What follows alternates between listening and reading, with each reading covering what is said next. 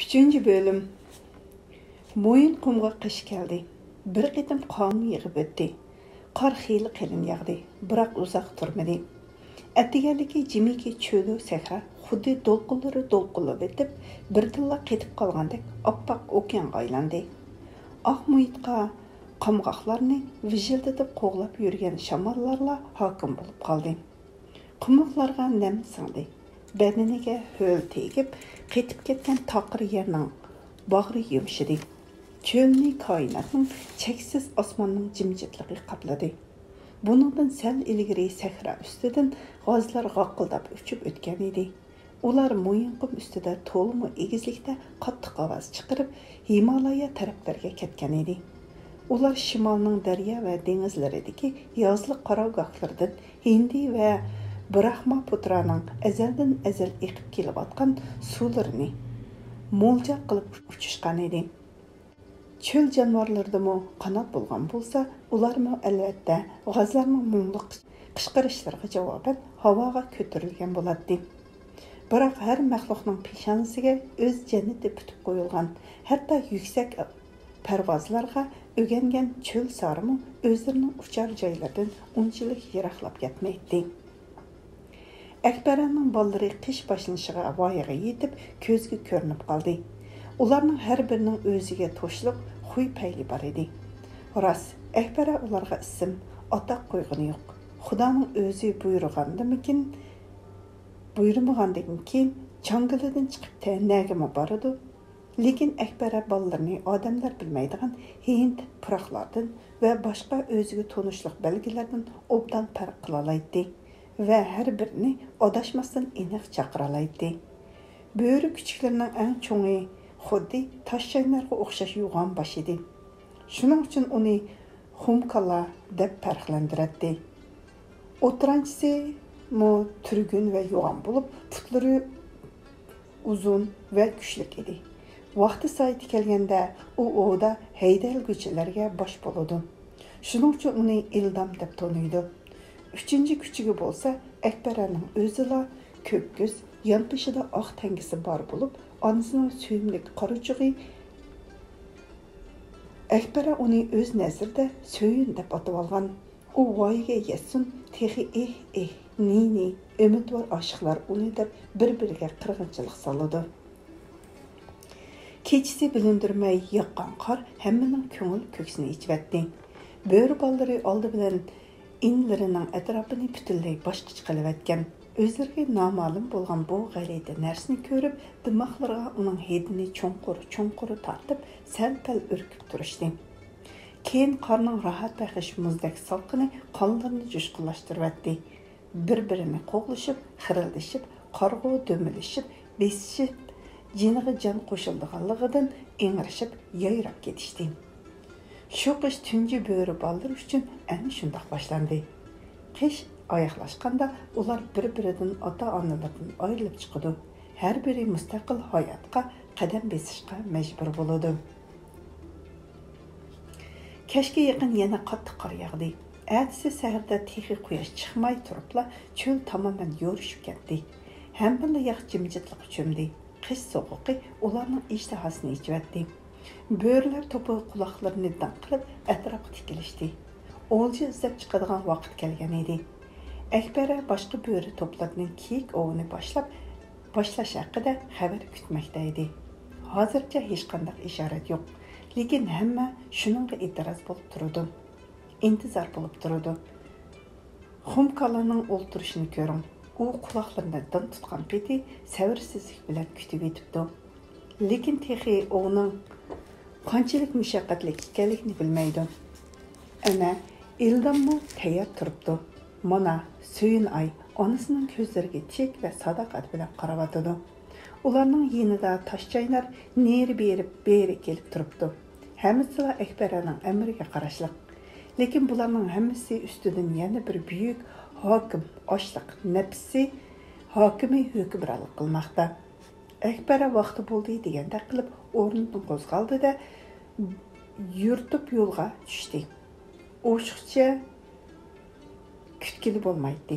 Boshqalarmi uning ergashdi. Akbara balları texi kichkina chaqda ovni qandaq orzu qilgan bo'lsa, endi shundoq boshlaydi. Bu top bo'rlar bir joyga yig'ilib, cho'lda cho'ng ovni boshlaydigan payt. Yana jindek vaqt o'tsin. Qora sovuq boshlandi. Shu chaqda yolg'iz yuradigan bo'rlar jam bo'lib birlashadi va qish oxirlariga qadar birlikda ov qilishadi. Akbara bilan Toshchaynar ongacha tunji farzandlarini sinab beqish uchun birinchi cho'ng kiyik ovga elib chiqmoqda edi. Bo'rlar birdan mengib, birdan so'kuldab cho'lga qarab ishkirladi. Ularning izlari taptakshi momiq qarga xuddi yigona kuch va iroda belgisidek cho'nqur patadi. Yirqishlar yo'llarida qamg'oq yo'li qilsa, agib o'tishadi. Lozim bo'lganda xuddi soydek tovush chiqarmay sakraydi. Endi hammasi ularning o'ziga bog'liq omadiga qaraydi. Bir-biriga kelgan, bir yerlarga kelganda Akbara atrofni ko'zitish uchun do'ng ustiga yugurib chiqdi-da, ko'k ko'zlarini cho'lning yiroq-yiroqlarga qadagan peti tik turdi. U shamol uchirib kelgan puroqlarni dimig'i bilan farqlantiradi. Ulug' sahra uyg'onmoqda edi. Ko'z ilg'i qilg'idek yenik, nipis tumonlar ichida kiyik to'plari o'tlab yuradi. Kiyik to'plari to'limi cho'ng edi. Ularga bir yoshga to'lgan to'qla podlarimi aralashib ketgan edi. Uzoq o'tmay ular o'zlari alayida to'p bo'lib ayrilib chiqdi. Shu yili kiyiklar mo'l qo'zlagan edi. Bu bo'rlarga bir baraka. Akbara chig'liq do'ngda bir oz turib qoldi. Mo'ljalni to'g'ri elish, shamolning so'qishiga qarab, ovni qaysi tarafdan boshlashni aniq bilish kerak edi. Dal mana shu paytda oliq oyoqlardan osmon tarafdan g'alatilar guldirlagan tovush chiqdi. Cho'lni guldir g'araz bosdi, lekin u zodla guldirmama ovoziga o'xshamaydi. Notuni shovqin borgan siri kuchayotdi. Toshchaylarmi joyida turolmay sakrab Akbaraning yiniga keldi. Her ikkisi qo'rqib kayniga tajidi. Osmonda qandoqdir bir ishlar bo'lmoqda edi. Yiroqda quloqlarini dang qilib gurillayotgan qandoqdir bir to'mir qush paydo bo'ldi. U tumshqini qumga tiqib olay degandek pastlab ingishib, qing'iyib uchatdi. Uningdan sal nariroqda xuddi shuningdek yana bir qush uchib kelyotdi. Keyin ular ko'zdan yiroqlab ketdi. Shavqin suran asta-asta tindi. Bular tik uchar aeroplan edi. Shunda qilib xuddi suvda iz qoldirmaydigan baliqlardek ikki tik uchar aeroplan mo'yinqum osmonni tilib o'tdi. Biroq na ko'k, na yerda biror narsami o'zgarmadi. Bu havodan qilingan chorlash edi. Mushu topda ushquvchilar qayerda, qaysi doirada qancha narsa ko'rganligi to'g'risida radio orqali tegishli joyga xabar bermoqda va mo'yinqumga kiradigan dala avtomobillari bilan yuk mashinalarga yo'l ko'rsatmoqda edi. Bo'rlar birdamlik sarsamdan keyin tik uchar aeroplanlarni tezlik yoddan chiqarib qo'ydi. Ularning bu ishi bilan nima kori? Ular kiyiklar o'tlayotgan makonlarga qarab so'kuldab jo'nashdi. Ularning hammasi barliq cho'l jonivorlari va yirtqichlari o'zlarining daftariga tushganligini hamda butunlay qirg'in qilishga mahkum qilinganligini nerdan bilsin? Bu ularning uxlab tushishiga mumkinmaydi. Ular bularni bilish va o'qishdan mahrum edi. Halbuki ularni qirishni planlagan odamlar mushu topda qancha-qanchilgan mashinalar bilan bu yoqlarga qarab yo'l elishgan edi. Cho'l bo'rlari o'zlarining azaldan buyanqi tamg'i kiyiklarning odamlarga go'sht topshirish planini bajarish uchun lozim bo'lib qolganligini nerdan bilsin? Hal qilg'ish yilining oxirgi faslida oblastning ahvoli noyda chatoq bo'ldi. Atrofda asabiy holat hukmron edi. 5 yillik plan o'rindalmayotdi. Shu chog'da oblast boshqarmasidagi aqlliq mohirlardan biri mo'yinqum go'sht zaposlarini ichish taklifini o'tirib qo'ydi. Bu fikrni muhimi go'sht ishlab chiqarishla emas, balki yuqorgi go'sht topshirish planini haqiqiy turda o'rinlash deganga yig'inchoqlashga bo'ladi. Xalq va talabchan yuqori darajalik tashkilotlar oldida yuzni yo'riq qilishning birdan-bir yo'li shu edi. Lekin bularni cho'l bo'rlari nerdan bilsin? Markazlardan oblastlarga to'xtamasdan telefon berishadi. Talabmi qattiq edi. Qandoqla bo'lmasin, yerning tegidan bo'lsa-mu go'sht tepib, topshirilgan planni o'rinlash kerak edi. Vassalam, shunchalik kayniga surgunmagum yetar. 5 yillik yakunlanadigan yil bu. Biz xalqqa nima deymiz? Qani plan, qani go'sh, qani majburiyatlar. Ammo bularni cho'l bo'ylari na'dim bilsin. Planni albatta o'rindaymiz.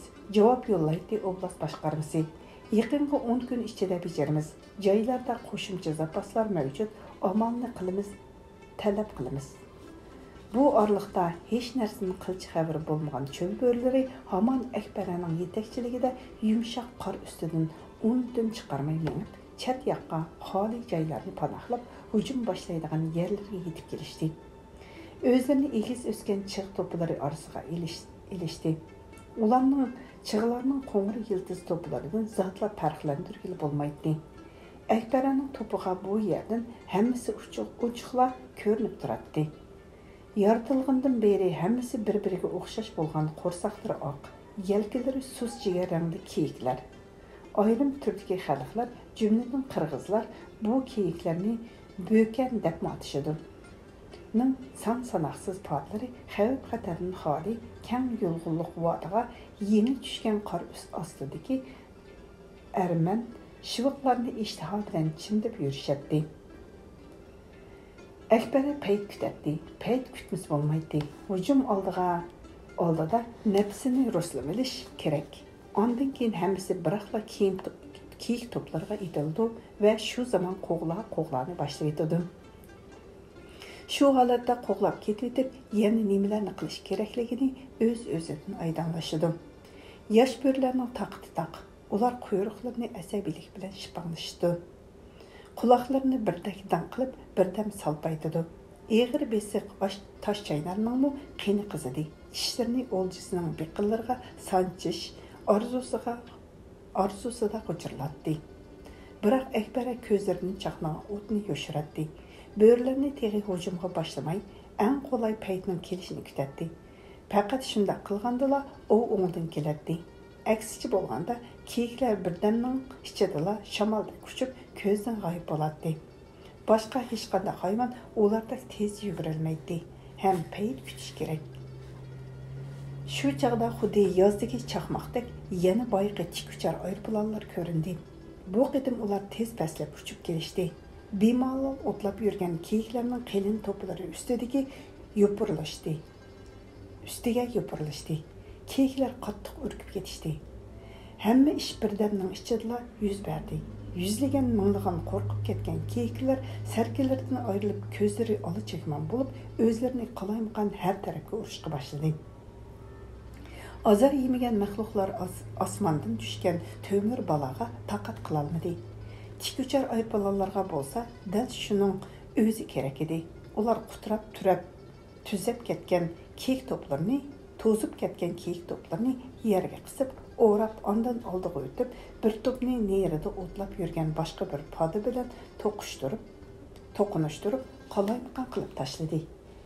Hech qachon bunday ofatga duch kelmagan turib, ketgan manglagan cho'l kiyiklari as-hushini yo'qotib, u yoqdan bu yoqqa yugurishdi. Mo'yinqumda bayni jahannam bo'lganga o'xshaydi. Cho'lda hech qachon bunday ish bo'lmagan edi. Jüp tuyoqlarla emas, ularning azaldan tortib hamrohi bo'lib kelgan bo'rlarmi shunday ahvolga tushdi. Tikuchar aeroplanlarning bu mudhish bosqichligini ko'rgan bo'rlarmi as-hushini yo'qotganicha o'zlarini panohlab, chig'larning to'mpiyib chiqqan yildiz to'plarining ostiga mo'kindi. Lekin ba'bir yuraklari bardashlik berolmay, la'nati joylardan hadab qechishga boshladi. Bo'rlar bu yerdan ilojining boricha tez bosh elib ketishdi. Ko'zdan yo'q qilishi, bexatar joylarga yetib olish kerak edi. Lekin dal mana shuning iloji topilmay qoldi. Ular texi qechib uzoqqa bormagan edi. To'satilla to'pon ko'chgandek yerning guldirligini, vijildig'ini anglandi. Tikuchar aeroplanlar mo'ljallangan tarafga haydab ketayotgan son-sanoqsiz kiyiklar aqlga sig'maydigan tezlik bilan bo'rlar tarafga bostirib kelmoqda edi. Bo'rlar yo bir yoqqa qechib chiqolmadi, yo o'zlarini panohga ololmadi. Ular yo'l ustida nimalar uchirsa, hammasini ostin-ustin qilib, mijib tashlaydigan qora bulutdek shiddat bilan yopirilib kelayotgan vahima ostida qilishdi. Agarda ular shu paytda birdamdala to'xtaydigan bo'lsa, ko'zni yumib ochquchilar kiyiklarning tuyoqlari tegida dasilib, qora yerga petib ketgan bo'ladi. Boshlamchisini yo'qotgan, o'zlarini zotila boshqara olmay qolgan bu kiyik to'pilari xuddi jonliq kelgundek dahshat selib kelyotdi. Böğürler qadamlarini aslatmay, aksicha vahimening kuchi bilan texmi chidashlik berib, qechishga boshlaganlik uchun o'lmay omon qolishdi. Lekin endi ularning aqliga sig'maydigan mana shu buyuk qoshqunda sirtmoqqa tushgan edi. Rahimsiz vahshiy iqlim ularni to'xtamasdan qo'g'lab ketdi. Endi ular o'zlari boyla qo'g'lab, qirg'in qilib, go'shini bir-biridan talashmoqchi bo'lgan kiyiklar bilan birga jonlarini olqiniga elib, yonma-yon umumiy yovuz xatardan qochmoqda edi. Tangshalmagan qismat ularni tapmu-tang qilib qo'ygan edi. Böğürler bilan kiyiklarning mana shunday bir to'p ichida qochqanligini qiyri mo'yinqum hatto eng ulug' yong'in paytlaridami ko'rmagan edi. Akbara bir necha qatim to'p ichidan chiqishga urinib baxti, lekin ipini qilolmadi. Yonma-yon chepib kelayotgan kiyiklarning tuyoqlari ostida qelish odatiy ish edi. Akbaraning böğürlari quturgan bu dalada hozircha to'plashib qochmoqda edi. Akbara ularni ko'z qiri bilan ko'rib turadi. Ana ular kiyiklar orasida teximo ildamroq yugurmoqda. Ana ko'zlari qo'rqinchdan chakchib ketgan tunjilari, ha ana humkalla, ha ana ildam, ana mag'durdan ketib orala yetishib ketayotgan So'yinay, ana Mo'yinqumning qahrlik boturi Toshchaynar. Ohoy, uning dahshatli qo'rqinish ichida yo'qboshlab, paypaslab qechib kelyotdi. Ko'k ko'z bo'ra Akbara mushundaq bo'ldi deb o'ylaganmidi? Qarang, cho'ng o'g'ning o'rniga ular kiyiklarga qo'shilib qechiyotdi. Uningdan boshqa chorasi yo'q. Go'yo daryo pir-pir qilib aylantirayotgan xashakdek birinchi bo'lib So'yinay ko'zdan o'chdi. Quturgan to'pning tuyoqlari ostida qoldi. Faqat bir chiqirash angandi. Ondan bu ovoz minglagan tuyoqlarning do'pildashlari ichida yo'q bo'lib ketdi. Qo'g'lashga tushgan tik uchar aeroplanlar cho'ng qochqin to'pning yenida uchatdi. To'p chechilib ketmasin, cho'ldan yana qaytirib kelish tez bo'ldi deb uni yandan qisib keladi. Ular bir-biri bilan simsiz radio orqali xabarlashadi. Bir-biriga moslashib harakat qiladi. Jonivorlarning yuragini yerib, ularni texmi chapsaroq chepishga majbur qiladi. Kanaylarning qo'g'lug'uchilarning quloqni pang qilgan xirqirgan ovozlari angladi. 20-chi manga qara, 20-chi qani yana bir g'ayrat qil, yana. Töpüde uçup yürgen tik uçar aeroplanlarga pastda oppoq qor ustida saldak eqib ketayotgan quturgan qora daryo ochiq ko'rinib turadi. Quloqcha quloqidan 20chining qat'iy ovoz anglandi. Bo'ladi, g'ayrat qilamiz. Ha, ko'ryotamsan. Ularning orasida bo'rlarmi bor ekan. Xo'p bo'ldi. Qo'lga tushdinglar, kalta quyruqlar, jiningdan umidingni uzish, bachchig'arlar. Biz sen nimalarga chaqchaq qilayotganimiz yo'q. Qo'g'lug'uchilar hayvonlarni harturib, mag'durdan ketkichi qo'g'ladi. Shunda qilib oldin ola ko'zlangan edi. Dal ko'zlangandek bo'ldi. Qo'g'landi kiyiklar cho'ng taptaxti tuzlanlikka kirib kelganida ularni qo'ral tutgan otquchilar kutib oldi. Tik uchar aeroplanlarning atdigandan beri qilayotgan harakatlari mana shuning uchun edi. Bular ovchilar emas, qirg'uvchilar. Üstü ochiq jip mashinalarga o'ltirib olgan otquchilar kiyiklarni qo'g'lab ketishdi. Ular kiyiklarni yo'l bo'yi avtomatlardan biroqda o't chechib, hatto mo'ljallig'ini olmasdan qiratdi. Jonivorlarni xuddi qoldiruq yerlarda o't o'rgandek urib tashladi. Ularning kaynidan yuk mashinalari mang'atdi. O'ljalarni kozubqa bir-birlab irg'itib tashlaydi. Odamlar osonla husula oladi. Abjil va kuchli yigitlar darhol bu ishni ipini elishdi. Ular texi jini chiqmagan kiyiklarni bo'g'izlaydi. Yordorlarning kaynidan qo'g'laydi. Ondan ularning bo'g'izlariga pichoq suratdi. Lekin qildigan asosli ishi yerda qonga melinib yotgan kiyiklarni ko'tarib, putlaridan silkishtirib, ondan bir kuchapla mashina ko'zibiga tashlashdan iborat edi.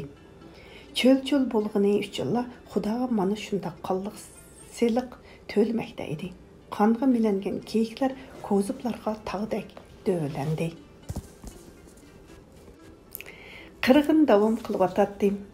Maşinlardakı atqıçılar maqturdan ketgan kiyiklarning qalin to'pilariga yerib kirib, o'ng so'liga qaramay ularni itib yiqitatdi. Jonivorlarni texmo betar vahima va dahshatga solatdi. Qo'rqinish asarati shu darajaga berib yetgandiki, go'yo qiyomat qoyim bo'lib atqandek, ota-otalardan qulqi pang bo'lgan Akbaraga go'yo olamning o'zi sangru va kekashga aylangandek, yer osmon ostin ustin bo'lib ketgandek, hatto ko'kda ün-tinsiz nur chechib turgan quyoshning nurimi ular bilan birga quturgan qirg'inga uchirgandek va o'zini to'rt tarafga urib nijotlik izlayotgandek, hatto tik uchar aeroplanlarmi o'zlarining vijildigan, guldirlagan, chirqirgan tovushlaridan ayrilib, pang bo'lib qolgandek qiladi. Ular poyansiz zulmatga cho'mgan sahro ustida vahimalik qarsarlardek ovoz chiqarmay uzib yurishadi. Atqıçılar bolsa tizinib turibmi atatdi, üstü ochiq mashinalarda o'ri turibmi atatdi. Lekin o'q tovushi anglanmaydi. Mashinalar shamoldek chapatdi, sakraydi, ko'tariladi, o'rilib tushadi. Lekin ularning ovozi anglanmaydi. Sarang bo'lib qolgan kiyiklar qanot chiqargandek uchadi, lekin ovozi chiqmaydi. Mo'ldirlab yoqtirilgan o'qlardan qonga melinib yiqiladi, putlashadi, lekin ovozi chiqmaydi. Bu ahir zaman jimjitligiga o'xshaydi. Shu chaqda Akbaraning ko'ziga odam qiyofati ko'rindi. U odamning qo'rqinchli basharasini shunchalik yaqindan, shunchalik aniq ochiq ko'rib, shunchalik dahshatga tushdiki, mashina chaqlari ostiga kirib ketgili tasliq qoldi. U usti ochiq mashinaning yetig'iga kelib qolgan edi. Heyliq odam belidan yuqorisini mashinadan sirqi chiqargan peti oldida o'tiradi. U ko'zini shamoldan asrash uchun yo'g'on ko'zoynak taqib olgan edi. O'pkidek qip-qizil yuzini shamol yallab ketgan bo'lib, qorayib ko'ringan og'ziga mikrofon tutgan peti o'tirgan joyida tinmasdan sakraydi. Butun cho'lga aylansin, anglansin deb ona nimalarni bo'g'ilib vaqiraydi. Lekin uning so'zlari anglanmaydi. Abdidan qaraganda bu hujum va qo'g'lashni boshqaradi. Agar shu chaqlarda Akbara shavqin suran tovushlarni anglagan va odam bolasining tilini tushungan bo'lsa-da, uning qonidan chiqarayotgan mono so'zlarni anglagan bo'lardi. Chetidan etinglar, chetidan. Hey, o'tirsiq atmanglar. Ha, nima qilyapsizlar? Hammasi oyoq ostida qilib ketdi-ku.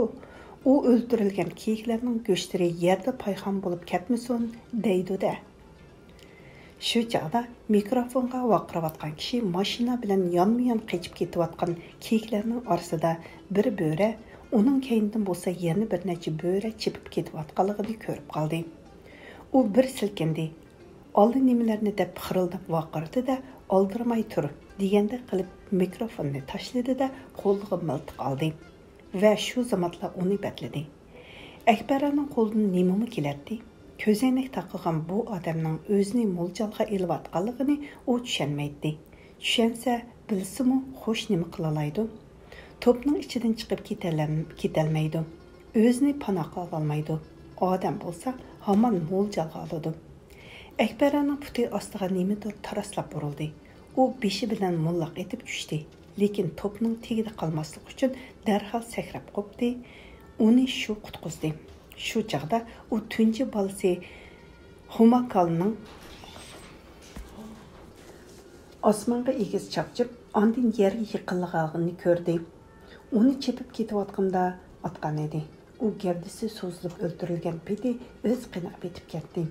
Balkim u og'riqchi deya olmay huvlab tashlagandi. Balkim o'lim xavfida dod-faryod ko'targandi. Lekin buni bo'ra anglamadi. Atqan adam intayin xo'shal bo'lib, miltiqini beshiga ko'tarib, to'xtamay silketdi. Yana bir daqiqadan keyin Akbara o'lib qolgan bolasining jasadi ustidan sakrab o'tib ketdi. Shu chaqda uning qulog'i yana ichildi. Olamning butun qiy-chuqurlari anglanishga boshladi. Әні шауқын, әні сөрен, әні паң-пұң оқ авазлары, машиналарның гүрілдәшлері, адамларның вақыраш-жақырашлары, жан талышыватқан киікlerinin xırqıraşları, nurgulgan kiyikler yerге top-top болып yıqılatdı. Putlarını tipirletip yerde yatatdı. Ornudan turuşqa madar yetmeydi. Ularning öpküleriga hava tıqılgan bo'lib, yurakları yerilib ketgan edi. Odamlar shu yerning o'zida ularning tomoqlariga shartida pichoq surib bo'g'izlaydi. Ondan texi jini chiqmagan, titrab qoqishgan kiyiklarni putlaridan tutib, yuk mashinalarini kozublarga tashlaydi. Beshidan oyog'igacha qanot atgan bu odamlarga qarash qo'rqinchli edi. Agar cheksiz osmon qaridan bir kimning sagak ko'zlari bularning hammasini ko'zlab turgan bo'lsa, u qirg'inning qandoq bo'lganligini va Mo'yinqumning shuningdan keyin qanchalik afgo ahvolga tushganligini ko'rgan bo'ladi. Lekin buningdan keyin nimalarning ro'y berishi, buning oqibatining qandoq bo'lishi u odamga qorong'u bo'lib qolaveradi. Mo'yinqumdagi qirg'in kashga yaqin to'xtadi. Qo'g'ilganlarmi, qashqanlarmi tamamen holidan ketdi. Cho'lga qorong'u tushdi. Әді tik uchar aeroplanlar bozoridan may qachilab kelgandan keyin qirg'inni yana davom qildirmoqchidi. Ularning ta'rizicha bu yerda texi 3-4 kunlik ish bor edi. Tik uchar aeroplanlarda qilingan tekshirishlarga qaraganda Mo'yinqumning eng qumliq g'arbiy qismida texi hech tegilmagan kiyik to'plari son-sanoqsiz edi. Odamlar ularni o'ljaning texi ichilmagan zapaslari deb atashadi. Şunlaşqa zapas mavjud ekan, uni tezlikda o'lkaning gullab yashnashi yo'lidagi planiga kirgizish kerak. Mo'yinqum yurishniga dal mana shu narsa rasmiy asos bo'lgan edi. Lekin ma'lumki, har qanday rasmiy xulosalarning kaynida albatta tarixning harakatini belgilab beradigan undaq yoki mundaq hayoti shart-sharoitlar turadi. Shart-sharoit deganimiz bo'lsa, bu oldi bilan odamlar, ularning intilishlari va hayajonlari, yaxshilik va yomonliklari, nima bilan oxirlashishini bilgili bo'lmaydigan izlanishlari va bosh oyog'i yo'q ziddiyatlar. Shu ma'nodan olganda Mo'yinqum poychasi mustasno bir hodisa emas edi. Shu kechasi o'zi xohlabmi yoki xohlamaymi shu vahshiylikni qilgan kishilar cho'lda tunab qolishdi. Böğrü topu içinde Ekbere bilen Taşçaynarla bala qaza içinden aman esen çıkıp, əmdi tün boyu təmdirib, qırğın bolğan joylardan yiraqqa ketib bormoqda edi.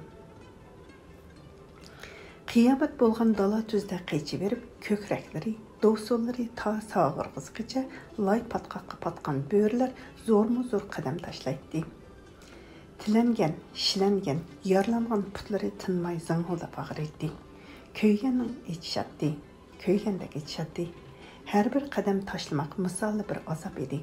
Qini əmdi tezrək inimizə yetib alsaq, şorluq beşimizə düşkən bu ağır günni tezrək unutsaq, putlarımızı uzun sunup, közümüzü yumsaq, böğürlərinin muşu tapdiki birdən bir istigi əni şu idi. Lekin ularning bu yerdə muamiti gəlmədi.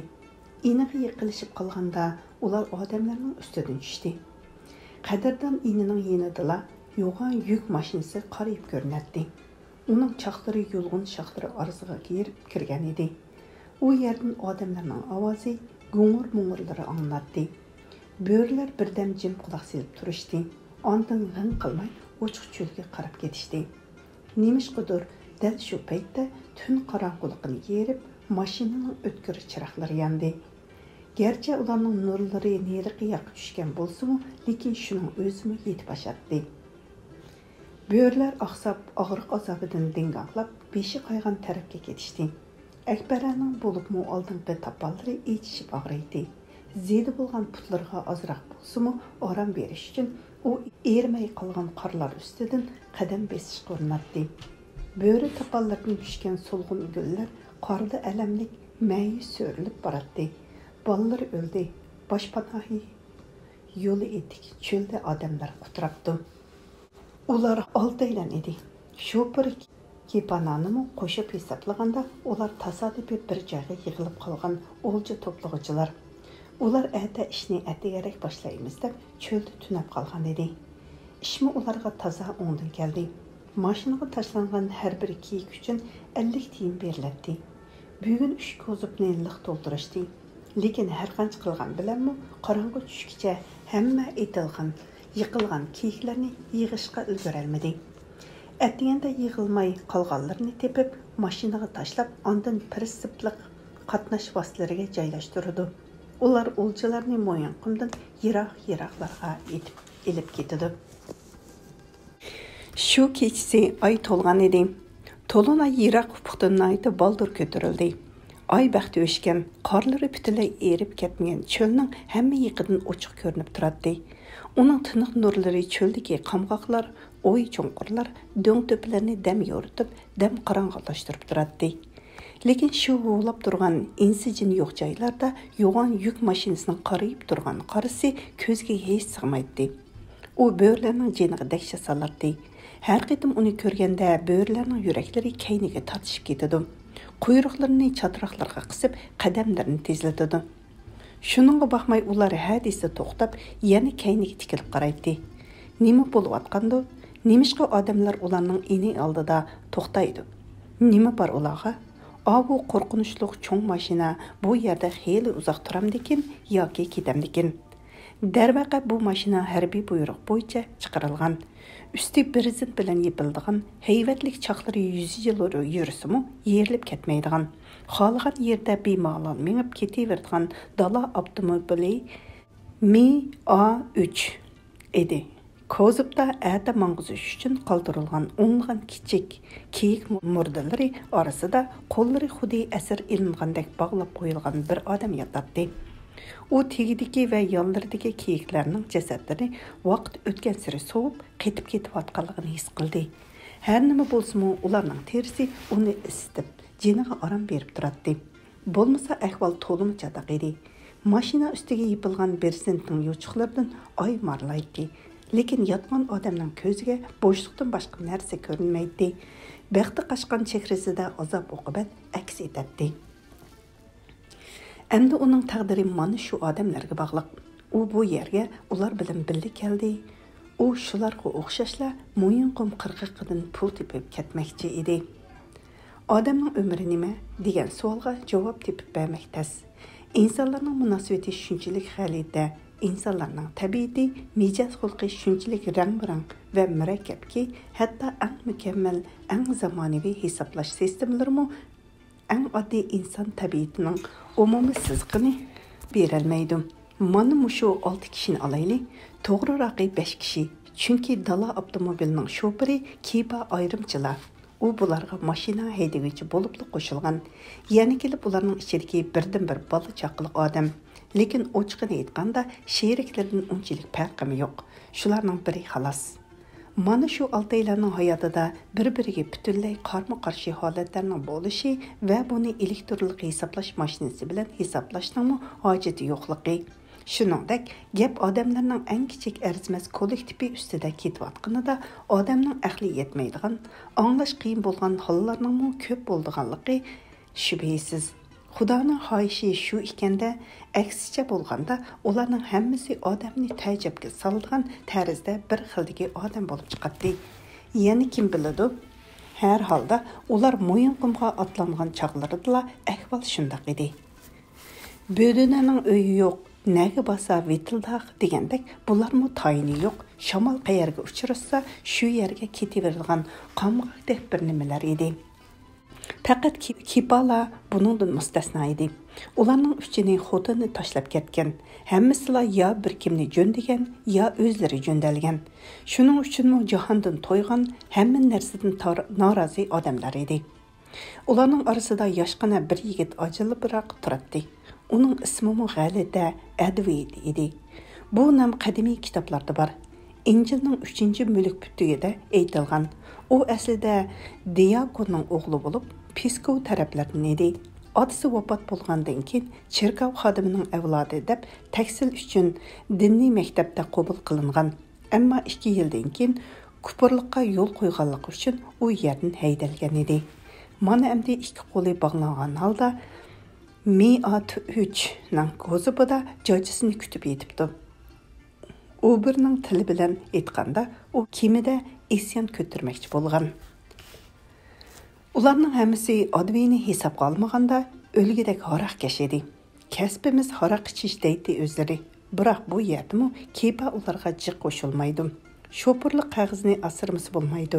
Aksichi bo'lganda xotini uning ikki ko'zni o'yib olishdan yanmaydi. Lekin shu kechasi u mo'yinqimda boshqalardan asla qilishqini yo'q. U to'yg'ichi ishdi. Faqat odiyuha shu dardisizla ishmayman deb turib oldi. U birning betar g'azbini qo'zg'adi.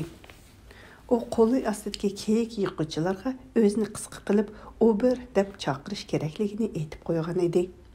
Ehtimol bu so'z cho'ng degan ma'noni berdiganligini ko'zlab shunda qilgandi. U haqiqatan ham jazolanishdan burunla jazolash batalyonining cho'ng leytenanti edi. U unvonidan mahrum qilingan chog'da xayrixoh kishilar xizmatini oshirib ishlaganligi uchun ko'ydi bechora deb xeylilar xafa bo'lib yurishdi. Özümü başqalar mənə nisbətən adalatsizlik qildi deb hesablaydı. So'rag'anlarga shundoq deb tushuntiradi. İşçiçidən tit-tit bo'ladi. Lekin armiyadan qo'g'inishdagi haqiqiy sabablar haqida hargiz eg'iz ochmaydi. O'tgankini eslasang, aqlingdan olsan, nima qildi aslab? Uberning haqiqiy familiyasi Kandalov. Asli Kandalov bo'lishi mumkin. Lekin uning bilan xalqning nima kori? Ubermi bo'ldi? Bundan ortiq yana nima kerak? Bu top özünü qanxo'r deb ataydı. Hammasi shundaq deyish kelishgan. Faqat oblastlik drama teatrining sobiq artisti Gamlet Galkinla qanxo'r deb atashqa e'tiroz bildirgan.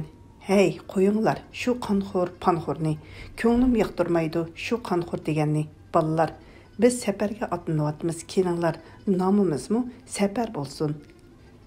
Lekin Gamlet Gaglining bu taklifiga hech kim qo'shilmadi. Safar so'zi unchavala tushunishlik emas edi. Qanxo'r degani bo'lsa, dodil va o'ktam anglatdi. Shuning uchun ko'proq shu so'z ma'qul ko'rilgan bo'lsa kerak. Ana shu qanxo'rning ikkinchi odami Mishash degan odam. To'liq atab aytganda Mishka Shabashnik bir ishni hödiga elib, tezdan bitiradigan bilimdan po'chi degan ma'noda. Qo'tozdek terikka bu zot xohlagan odamini, hatto Uberning o'zini og'ziga kelganini deb so'kishni yanmaydi. Mishashning odatlaridan biri shu ediki, har ikki gapning birida onangni deb turadi. Bu uningga nafas olgandekla bir gap edi. Advini bog'lab mashina ko'ziga tashlash fikri boshqalardan emas, dal shu Mishashdan chiqdi. Qanxo'r bo'lsa, uning taklifini ko'z yumib ochquchilar baja keltirdi. Qanxo'r ichida eng ko'zga ko'rinmaydigan sodda odam Gamlet Galkin ishkulikka dum tushgan. Sahnani to'limi baldur tark etgan bu shaxs udul kelgan ishni qilib jinini baqatdi. Mana arada osmondan tushgandek bo'lib, bu oson ish chiqib qoldi. Keyin damdu, ilik damdu, uningda nima farqi bo'lsin? Putlardan tutib shart-shurtlar mashinaga tashlasanglar bo'lg'ini, bir oydimi topqili bo'lmaydigan pulni 2-3 kundala bemalol tepib olsan. Texi Uber qurg'urning mukofotini demamsizlar. Bir yashik aroq, to'g'ri, bu umumiy daromadga ilindi. Lekin baribirda bo'libmi, bu top ichida eng mo'mini, qo'yning og'zidan cho'p olmag'ini ashu Uzuqbay. Uning putqoli noiti chaqqan. Uzuqbay o'zi shu yerlik, Mo'yinqum atroflaridan edi. Nimishqidir uni Aburigin deb chaqirishatdi. Uzuqbay ar-nomus degan narsalarning hatto ko'chasidanmi o'tmagan. Nima desam, hammasiga rozi, hammasiga ma'qul deydi, qo'shiladi. Bu bir xaroq uchun Shimoliy qutbga desangizmi boradi. Uzoqbayning qisqacha tarjimasi mundaq. U boshda traktorchilik qilib yurgan ekan, keyin beshni ko'tarmay ishchiyveradigan odatni chiqaribdi. Bir kuni kechasi traktorni cho'ng yo'lning o'tirisiga tashlab ketibdi.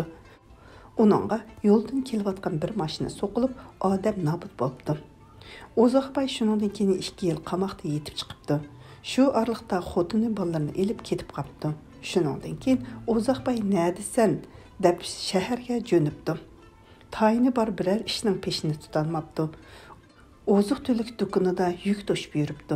Uylarning qorong'u bulunglarida po'q tushib, sheshi bo'shitib yuribdi.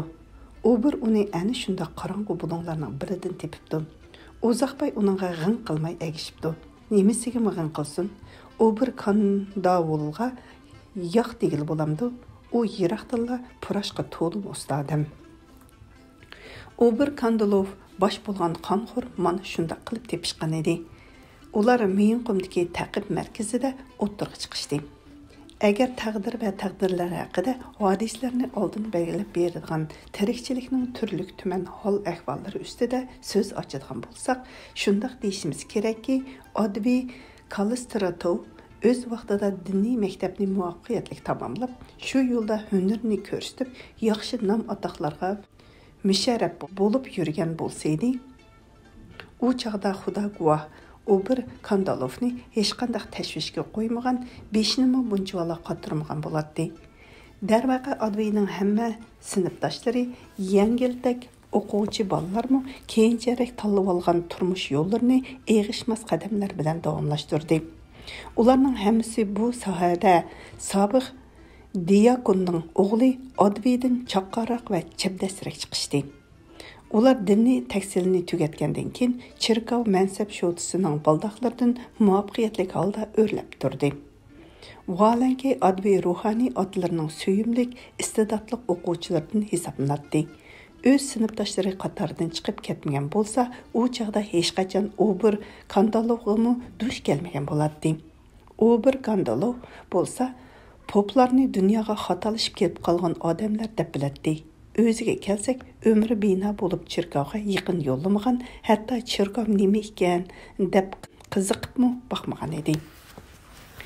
Keyin nima ishlar bo'lganligini hech kim bilmaydi. Hammasini oldin bilish qiyin-da. Bir navbat birga qilinadigan ishga kim anket to'ldirib o'ltiradi? Pul tepishdan boshqasini xiyolingga keltirmaysan. Bu xuddi kollektiv bilan yangi yig'ishga chiqqandek omadli ish. Farqi shuki, bu yerda yangi emas, o'qdan o'lgan kiyiklarni yig'ishtirsan. U bir Kandalov vokzalda dush kelgan musofir Odviyning kam aql qalandar ekanligini bilgan bo'lsa-da, Mo'yinqumda endi buni nima qilaman, qanday qilsam bu sho'r peshandan omon esan ziyon tortmay qutulaman deb beshni qotirib o'ltirmagan bo'ladi. U bir Kandalov bu ishni biroqla o'tgan gunohlarimni yuyman deb jon ko'ydirib boshlagan edi. Mana shu ishni tantak Odviy barbod qilib etishga tasli qildi. Hammasi aqlga sig'maydigan darajada g'alati bir tarzda uning ustidagi to'limi ahmoqona tarzda bir joydan chiqishi kimning xiyoliga keldi deysiz? Shularni o'ylaganda u bir Kandalovning toza ishkisi keladi. Ishkandimi rosa chilashqidek ichidi. U yarim stakanni shartla atadi. Ondan yana yarim stakan atadi. Ondan keyin itilaveradi. Qaraydigan bo'lsangiz, dunyoda uning yo'lini to'saydigan hech qanday kuch qolmagandek ko'rindi. Jini yayrab qini qaynaydi. Hamma narsaning qitiqini chiqarib tashlag'isi keladi. Qaq minisiga salsam, mijib tashlasam deydi. Ammo uning qo'rqidigini dal mana mushu. Chunki qancha-qanchalagan ishlarning mushuning bilan rasvo bo'ldiganligi uning ayon. Nereden kelib qoldi Odviy degan bu bala qaza?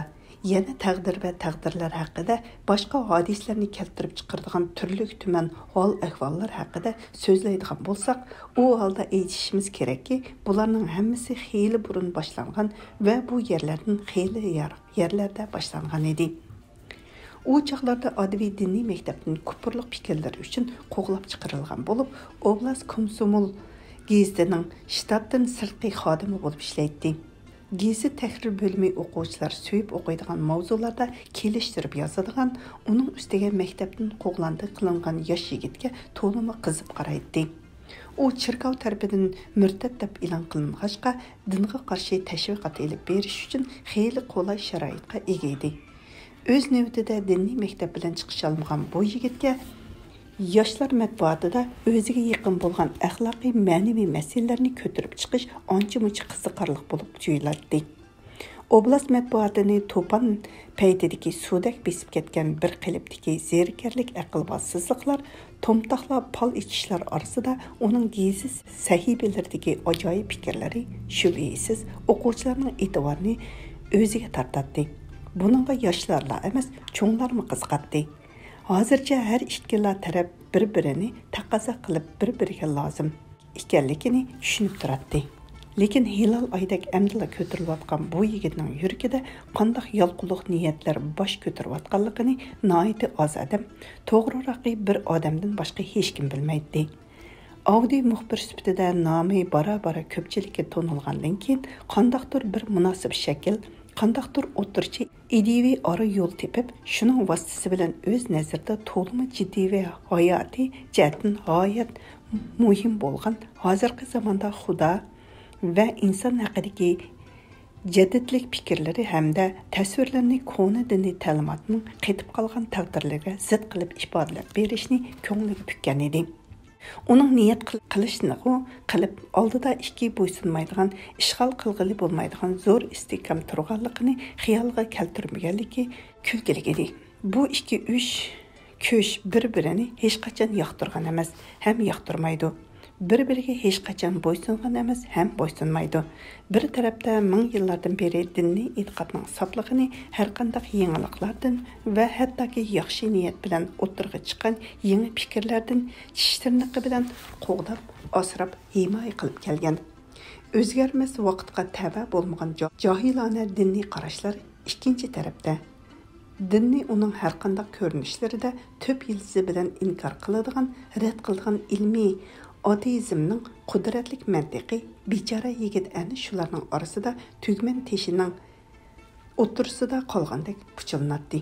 Biroq umid chirg'i o'chmagan edi.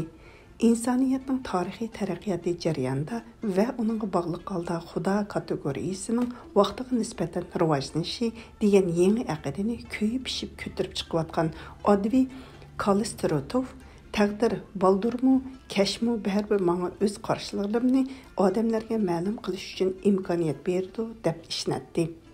Haqiqatan inson qudrati o'zining eng yuksak nuqtasiga yetgan, sanoat hukmron kuchga aylangan davrda odamlar o'zlarining Xudo bilan bo'lgan munosabatlarini aniqlab bilib olish peyiga tushadi. Bo'layotgan ishlarning hammasi dal mana shuningga qarab ketyotdi.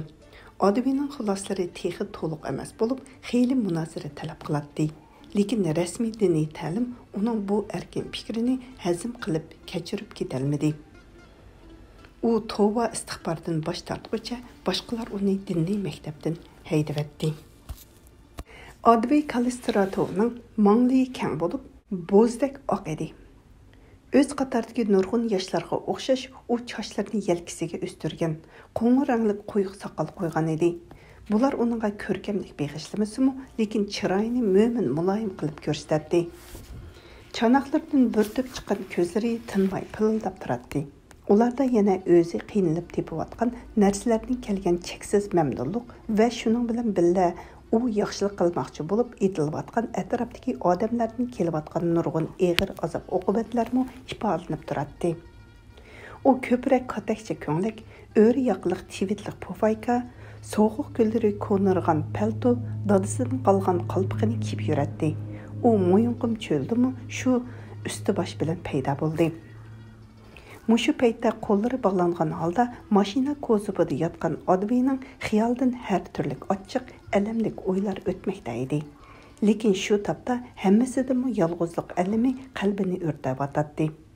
Shu chaqda u qaysidir bir sharq shoirining yodida chalib-puchuq qolgan misralarni takrorladi. Otadan olti bo'lsangmi, bir yolg'izlik beshingda. Japodan yolg'iz bo'lsangmi, shu yolg'izlik beshingda. U yana texim iztirab ichida keyingi chaqlarda dunyoda o'ziga eng yaqin bo'lib qolgan ashu qiz to'g'risida alam bilan o'ylab ketdi. U uni o'z jinidan ayirib tasavvur qila olmaydi. U doim xiyollarga hamroh. Qiynalsimi, shodlansimi uningga murojaat qildi. Eg'ir ahvolga tushganda bir-biriga noiti yaqin kishilarning qalb yo'li bilan favqulodda uchrashishi rost bo'lgan bo'lsa, u holda ashu shafqatlik mehribon qiz jazma mushu kechada nimanidir qattiq o'rtanib, nimanidir qattiq seg'inib, yuragi nimadandir azoblanib turayotgandir. Mana shu chaqda heliq sharq shoiri aytgan g'alati so'zlarning asli ma'nosi birdilla uningga ayon bo'ldi. U burunlarda shu so'zlarni kulib yuradi, ularga ishonmaydi. Sevgiga chin dilidan berilgan kishi muhabbat to'riga qolmag'ay tushib, tova, endi bo'lsa u shu taqdir to'g'risida o'ylab yetib, ovoz chiqarmay yig'laydi. Munda xiyol qiladi. Agar uni ko'rmagan, bilmagan, kuyib pishib söymegen bo'lsam, bunchalik azob uqubat chekmas edim, sig'inmas edim, kuymas edim. Mushu tapning o'zidala, dal mana mushu tapda uni ko'rgim. Soğuq, rahimsiz tün bag'rini yerib o'tib, uning qishida paydo bo'lg'um kelmas edi. Cheki barmı axir bu təlvə yeniş qiyin bolğan ağrıq azabının. Qini əmdi, hazır Asiyanın çək-çigirisi yox çöllərində, şu çöllərinin bir chetida quruqluqni kesib o'tgan tömür yo'lning yoqasiga joylashgan jalpaq saz bekitiga berib qalsang, dal shu yerga kasalxonaning yeniga joylashgan ajoyib uyning darvozasi oldida yarim soatla tursang, bu uning uyi. Lekin qutulib ketishning iloji yo'qligini ko'rib, Odviy o'zining ehtimol shu qizga qilchilik lozimi bo'lmagan sadoqatiga la'nat o'qidi. U faqat shunilla deb ikkinchi martaba yana Osiyo o'lkalariga qaytib keldi. Uni deb mana Mo'yinqumda it ko'rmagan kunlarni ko'rib, bog'lanib yetibdi. Uni ko'rishning iloji yo'qligidan uning jini texmi o'rtanadi. O'zini texmi yolg'iz sezadi. Ayni zamonda shu hissiyotlar uningga Xudoga intilish va uning visoliga yetish yo'lini ochgandek bo'lib edi. Xudo insonga muhabbat orqali namoyon bo'ldi ekan va shuning bilan odamga tirikchilikning eng oliy saodatini hadiya qildi ekan. Buniga Tangri taoloning xayri saxovati cheksizdir. Xuddi vaqt daryosining cheksizligidek muhabbatning yo'limi takrorlanmaydi. Har bir odam uchun, har bir hol uchun. Sana hamdu sanalar bo'lsin, deb shivirladi u oyga qarab yetib. Ondan o'yga cho'mdi. Dilni muhabbatga oshna qiladi ekan.